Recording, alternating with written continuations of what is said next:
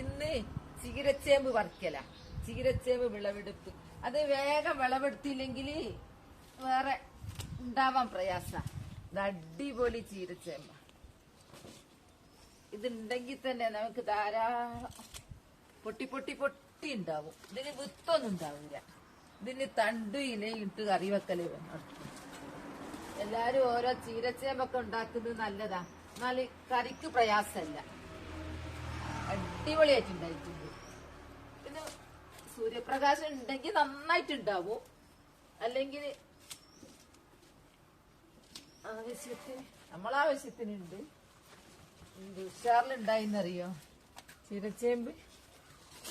ഇതുണ്ടെങ്കിൽ ചോറ് വേഗം ഇറങ്ങിക്കോളും. നന്നായി അരിഞ്ഞ് വെളുത്തുള്ളി അങ്ങ് വറവിട്ടാലുണ്ടല്ലോ സൂപ്പർ തോരന. ഇതെന്താ ഫ്രഷ് നോക്ക്. ഇതിന് വിത്തൊന്നും ഉണ്ടാവൂല. ഈ തണ്ടും ഇലയും തന്നെ അതിന്റെ ഉപയോഗിക്കുന്ന.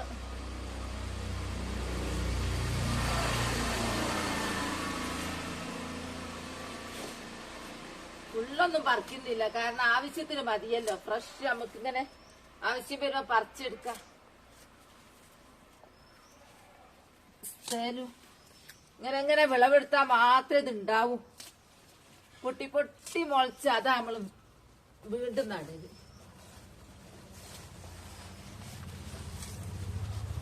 ഇന്നിത് മതി. ഇത് ഞാൻ പോയിട്ട് തോരൻ ഉണ്ടാക്കാൻ പോട്ടെ. ഉണ്ടാക്കുന്നത് കാണിച്ചു തരാം. കാന്താരിയും പറിക്കട്ടെ.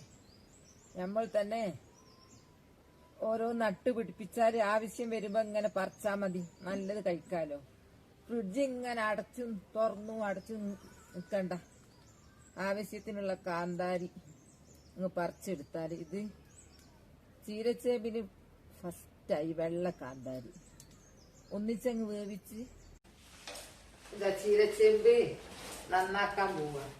മേലെയുള്ള ഈ പാട പോലുള്ള ഭാഗല്ലേ അതങ്ങ് പൊക്കിക്കളയണം. ഈ ചീരച്ചേമ്പിന്റെ പ്രത്യേകത ഏത് സീസണിലും ഉണ്ടാവും കേട്ടോ. മഴക്കാലം വേനൽക്കാലം എന്നുള്ള വ്യത്യാസമൊന്നുമില്ല. പാടങ്ങ് മാറ്റി കഴിഞ്ഞ് തണ്ടും ഇലയും അത് വെക്കുന്നത്. മറ്റ് ചേമ്പ് പോലെയല്ല, അത് വേഗം കുഴഞ്ഞു പോവും. ദുർബലരെ നല്ല ഔഷധ ഗുണമുള്ള ചീരയായിട്ട്. ഇതിന്റെ തണ്ടില് മറ്റു ചേമ്പിനെ പോലെ നൈസ് വേറൊരു കളറാ, ഇളം പച്ച. ഇത് 2 കളറിലുണ്ട് കേട്ടോ. ഒരു വയലറ്റ് ഉണ്ട്. വയലറ്റ് ഞാൻ ടിവിയില് ഇങ്ങനെ വീഡിയോയിലെ കണ്ടിട്ടുണ്ട്. ഞാൻ നേരിൽ കണ്ടില്ല. ഞാന് ഓരോരുത്തരുടെ വ്ളോഗില് കണ്ടതാ. അപ്പൊ ഇതിനു വേണ്ടി ഞാൻ കൊറേ തപ്പി നടത്തിയിരുന്നു. ചീരച്ചേമ്പിന് വേണ്ടി അവസാനം എനിക്ക് കിട്ടി. അങ്ങനെ പലരും ബുദ്ധിമുട്ടാകുന്നുണ്ടാവും ഇത് കിട്ടാന്. ഇത് ഒരിക്കൽ നട്ട് കഴിഞ്ഞാൽ പിന്നെ ആ പ്രദേശം മൊത്തം ചീരച്ചേമ്പ് കൊണ്ട് ഇങ്ങനെ നിറയും. ഇങ്ങനെ ചുറ്റും ഇങ്ങനെ ഉണ്ടായിട്ട് മറ്റ് ചേമ്പിൽ നിന്ന് വ്യത്യസ്തമായത് ഇത് തന്നെ. ഇതിന് വിത്തുണ്ടാവൂല. ചുറ്റും ഇങ്ങനെ തൈകൾ നിറഞ്ഞു വരും. ഇത് വെള്ളം വേണ്ട. ഇത് കൃഷി ചെയ്യാൻ ഇഷ്ടംപോലെ നനവുള്ള സ്ഥലത്ത് അത് നടേണ്ടത്. എന്നാൽ നമ്മൾ ശ്രദ്ധിക്കേ വേണ്ട. അങ്ങനത്തെ രോഗങ്ങളൊന്നും ഇതിന് വരില്ല. നമുക്ക് ഏത് സമയത്തും തോരൻ വെക്കാം. ഇപ്പൊ നനവുള്ള സ്ഥലത്തായി നടേണ്ടത്. ഗ്രോ ബാഗിലൊക്കെ നട്ടാൽ ഉണ്ടാവും. പക്ഷെ നന്നായിട്ട് ഉണ്ടാവണമെങ്കിൽ നിലത്ത് നമ്മളെ വേസ്റ്റ് വെള്ളമൊക്കെ പോകുന്നില്ലേ, അടുക്കളയിലെ വേസ്റ്റ് വെള്ളം ആ ഭാഗത്തൊക്കെ നട്ടു കൊടുത്താൽ മതി. പിന്നെ നമ്മൾ കഴുകി വൃത്തിയാക്കി തണ്ട് വേറെ ഇല്ല വേറെയൊക്കെ ആക്കി അരിഞ്ഞിടാനുള്ള സൗകര്യത്തിന് എല്ലാം വേറെയാക്കി. കൈക്ക് ഒരു ഇതിലേക്ക് നിർബന്ധ, അല്ല എന്റെ കൈ വഴ നിറഞ്ഞിട്ടുണ്ടാവും. ഇനി ചെറുതാക്കി അരിയട്ടെ. ചെറുതാക്കി അരിയൊന്നും വേണമെന്നില്ല. വേഗം അങ്ങോട്ട് ചൂടായാൽ തന്നെ മതി. അപ്പടം കുഴഞ്ഞ് അരിയുമ്പോ കുറേ ഉണ്ടാവും. വെന്ത് കഴിഞ്ഞാലോ ചെറിയൊരു പാത്രത്തിലേക്ക് ഉണ്ടാവുള്ളൂ. പക്ഷെ അത് മതി.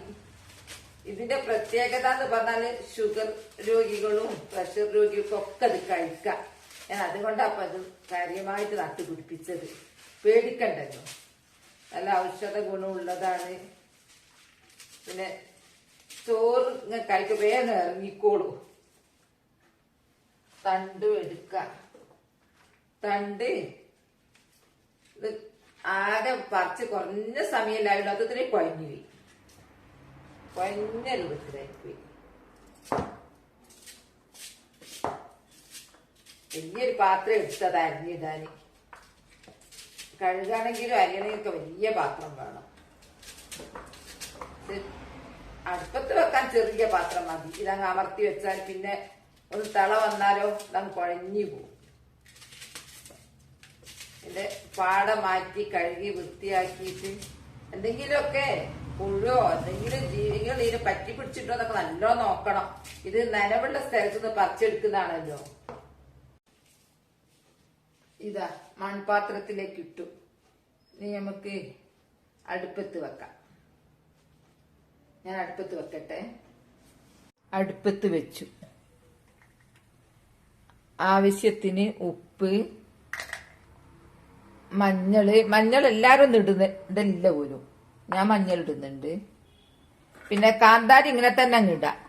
അതങ്ങ് വെന്തോളും. എന്തായാലും ഇതങ്ങ് ഉടക്കുമല്ലേ നമ്മള്.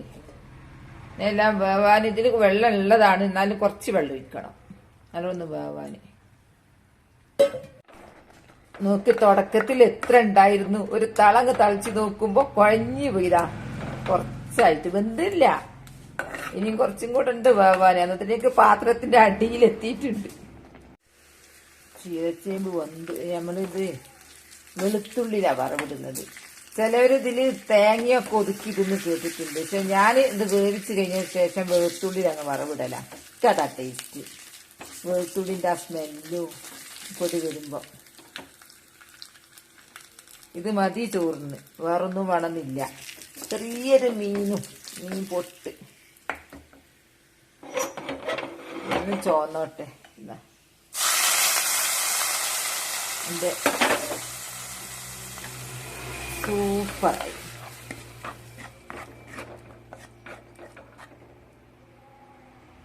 ഇതാ തോര റെഡിയായി കഴിഞ്ഞു. ഇത് മതി നമുക്ക് ചോറ് കഴിക്കാൻ. ഇന്നത്തെ വീഡിയോ ഇത്രയേ ഉള്ളൂ. നാളെ നല്ലൊരു വീഡിയോ ആയിട്ട് വരാം.